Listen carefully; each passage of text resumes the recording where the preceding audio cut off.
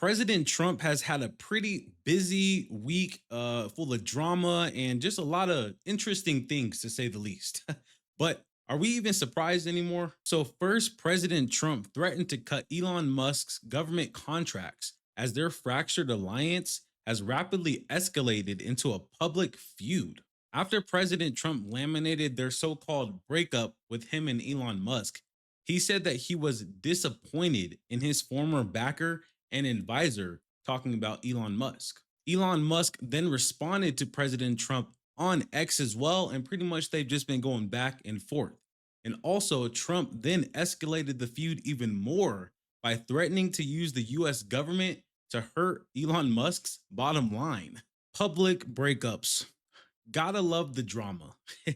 President Trump then signed a travel ban will make it so where that these 12 countries and their citizens will be banned from visiting the United States. This travel ban will be effective next week, and the Trump administration also said that there will be heightened restrictions on visitors from several other countries as well, including Venezuela, North Korea, and even Cuba and Syria.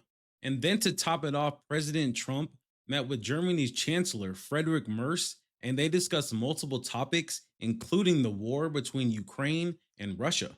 President Trump said that it might be better to let Ukraine and Russia fight for a while before pulling them apart and pursuing peace. Trump compared the war between Ukraine and Russia to a fight between two young children who hated each other. He said that, and I quote, sometimes you're better off letting them fight for a while and then pulling them apart.